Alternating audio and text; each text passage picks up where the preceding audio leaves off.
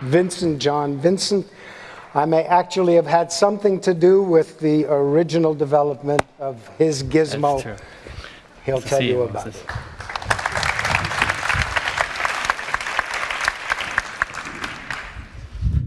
All right, as you've all just been made keenly aware, we are our bodies. And it's with and through our bodies that we experience ourselves and the life we're living. As long as we're alive, there's a human body functioning to allow us to experience whatever it is we're experiencing.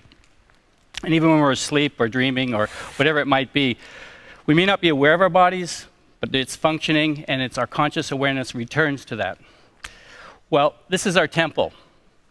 And we're also the marvel of evolution, where over time, the human brain has developed as a mammalian brain has developed on top of a reptilian brain and a neocortex on top of that. And this brain, if educated properly, is capable of phenomenal development.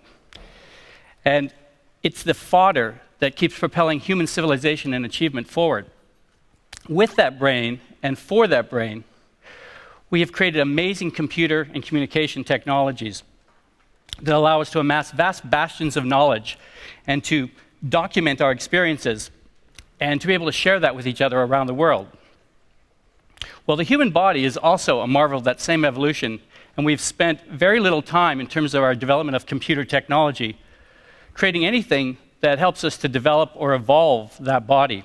In fact, the way we've been using our computers or have been forced to be using our computers has had a destabilizing effect on the human body. We've been forced to spend more and more of our time, more and more of our lives, sitting at our desks using nothing more than our hands. And this has created a real sedentary lifestyle in some parts of society and led in some cases to an epidemic of less fit or in some cases overweight populations. And it's this trend that Francis MacDougall and I saw back in the early 1980s that drove us on a crazed adventure of inventing video gesture control technology. At the time, I was a student studying to become a psychotherapist, and I was being taught about how our psyche and our daily social interactions can affect our bodies. And I was made keenly aware that as children, we're completely embodied. We're full of life, we're full of energy, and we use our whole bodies to express ourselves.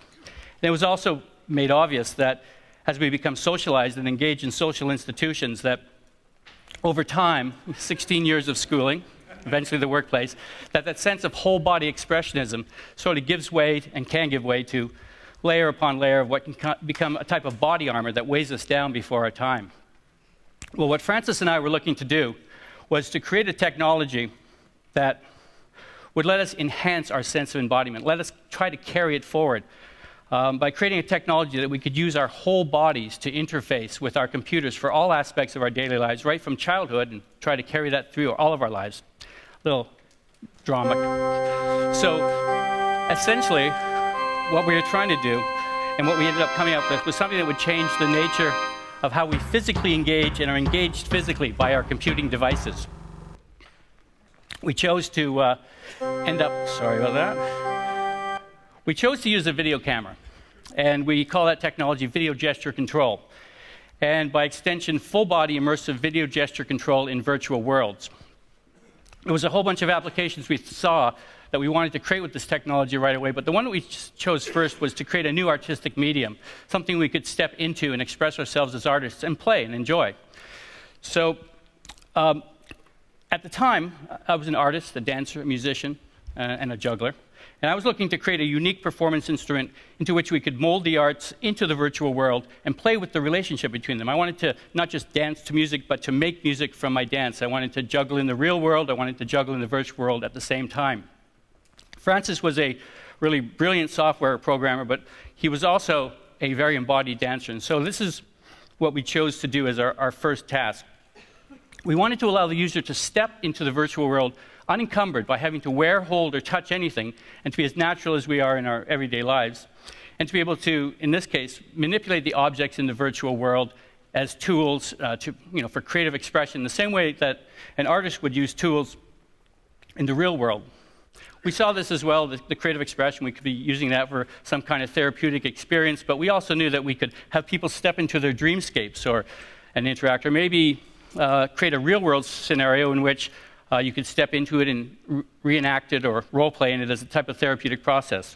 But these are only just a couple of the applications that we saw for the technology, we wanted to create a natural user interface for all aspects of our daily lives that would use our whole bodies to interface with the technologies.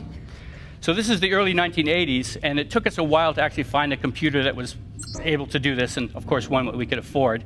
Eventually we ended up getting the Amiga computer, and even though it was state-of-the-art at the time, we only were able to really bring your image into the system as a single color silhouette. It was 32 colors, low resolution, but the great thing was it was real time, and you could interact in real time and things would happen.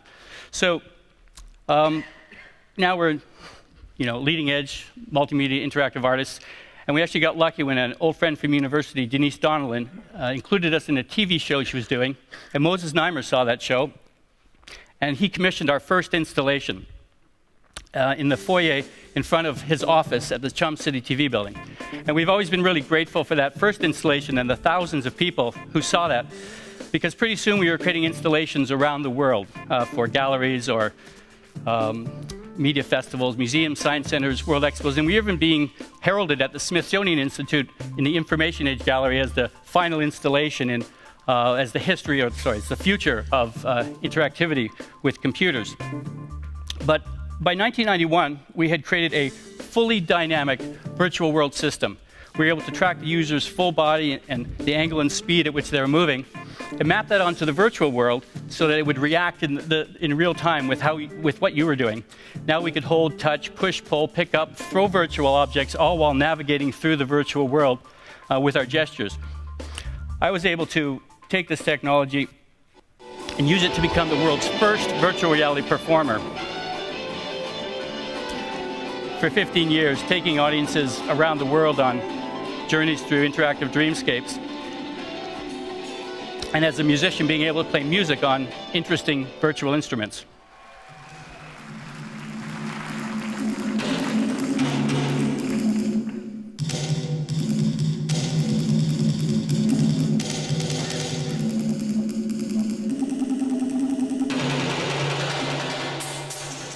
And of course, dancing and manipulating the animation and having a general good time.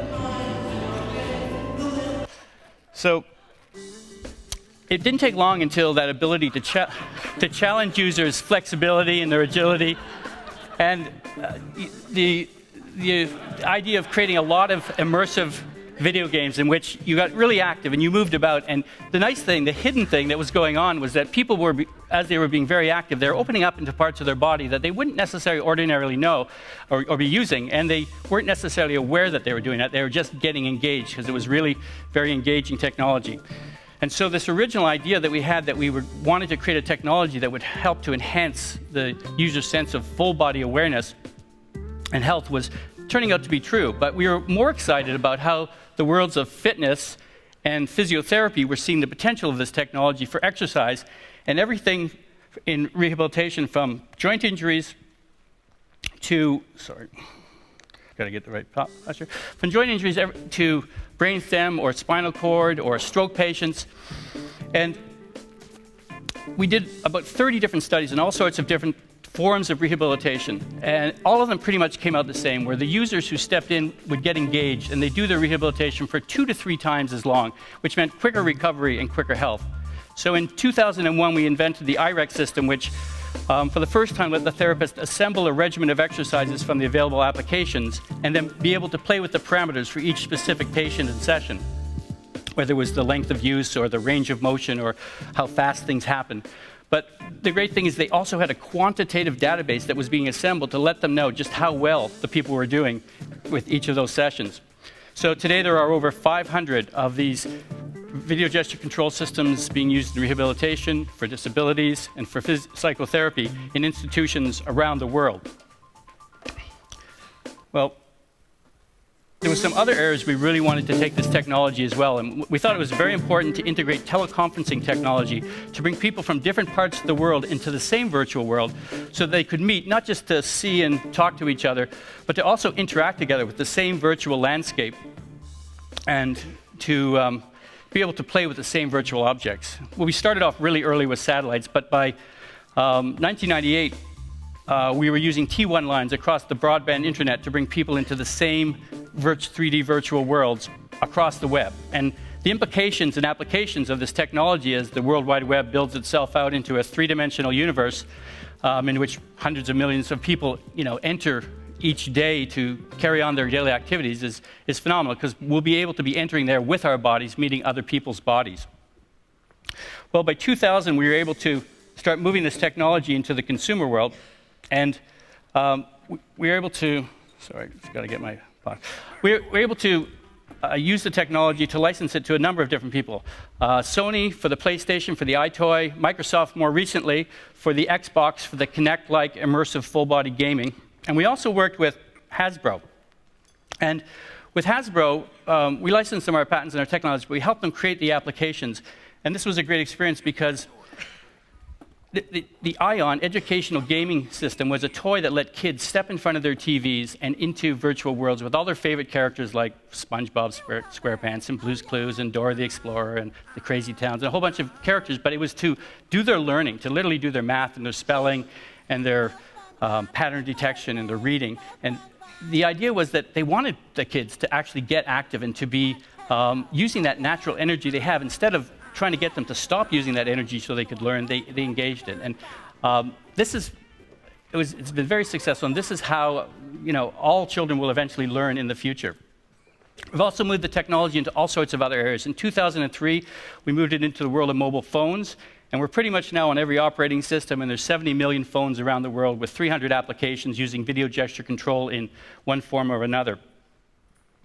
We also ended up in 1998 inventing interactive surfaces. We started with projections on floors and walls and tables and counters and windows, and essentially we're able to pick up on the unencumbered gestures of the people who are walking by and let them interact with the animation.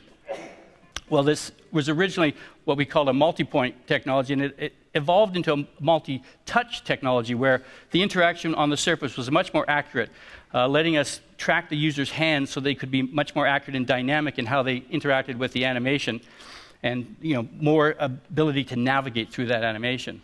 Well, the next step for that is to take people back from the screen and let them do that from a distance, and that was our point and control technology that we had invented in 2000.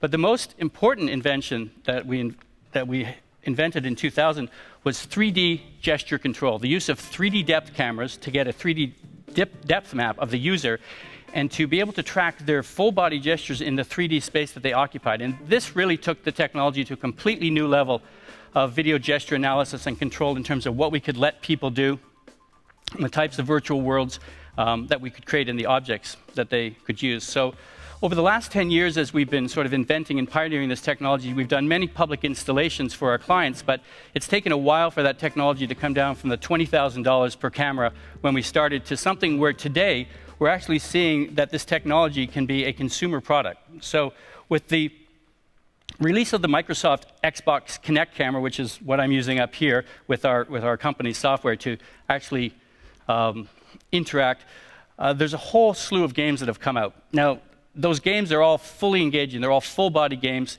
and they're very dynamic. A lot of them are really copies of something that we might have created 10, 15, or 25 years ago, but they're so much better, and it's really because the 3D gesture control is allowing for that much more dynamic engagement by the people in the experiences, and allowing people to use their full bodies really naturally. Now, we've been able to also advance this technology into many different areas over the last 10 years. Applications in surgery rooms for surgeons to be able to operate and point at screens. Applications for security, clean rooms, enhancements for rehabilitation, for disabilities. Digital signage for individuals or for whole groups of people, as well as presentations, classrooms, and training. But we've also been working with the display manufacturers, multiple different display manufacturers, to embed the cameras into TVs and get them into our media centers, not just to control the channels, but the whole smart house. So being able to be in front of the display and gesture and control the lighting or the temperature or answer the phone or surf the web. But they're not just seeing this as something that we're going to end up doing on our 30, 40-inch TVs. They see a time coming very soon where display technology will be cheap enough that we'll have whole walls of our offices and our houses that will be portals into other worlds. And the applications will be various, but we'll be interacting with them with 3D gesture control, and we'll be entering them, and we'll be meeting family, friends, business acquaintances, classmates, and there'll be a whole slew of these types of applications. Well, there's a whole other series of areas we're taking the technology into: mobile phones, into tablets, into laptops, working with mobile phones that have Pico projectors on them so that wherever you go, you can project onto a wall a big display, and 3D gesture control is the perfect application for that. But we've also been working with the car manufacturers to allow you to be able to gesture at your dashboards in the future, and as well as your mobile devices, so you can keep your eyes on the road and not have to worry about taking it off to do things. There's been a lot of different applications, and right now we're seeing just a whole slew of them. The point is that the technology is now getting out into the world, and everyone is getting it, seeing how it applies to their own markets, and coming up with unique, very creative applications. And this is something that, for Francis and I, makes us really happy to see as something to come to fruition. We've been sort of inventing, pioneering, evangelizing the power of video gesture control for over 25 years. And we know that we're really just at the beginning of how this technology is going to impact our lives and how it's going to allow us to interface with our computing devices and displays and the connected computer worlds to come. And so we're happy to see the amount of engagement that's happening today. We've got 3D cameras that are still fairly low in resolution, yet there's great applications that are getting people very physical. Well, as these cameras become more high-res, the types of tracking accuracy and the abilities for gesture analysis is going to be that much better, and so are the applications. And we're going to be able to be that much more engaged in our displays. And so what we're hoping is to continue to see that ability for us to build our sense of body awareness and to bring forward, and when we step into the virtual world, allow us to step in there with that same sort of embodiment that we had as children, so that we experience it with our full bodies. And we're really looking forward to this. We think that it's an important aspect. It's sort of our birthright to be able to be fully embodied all of our lives. Thank you.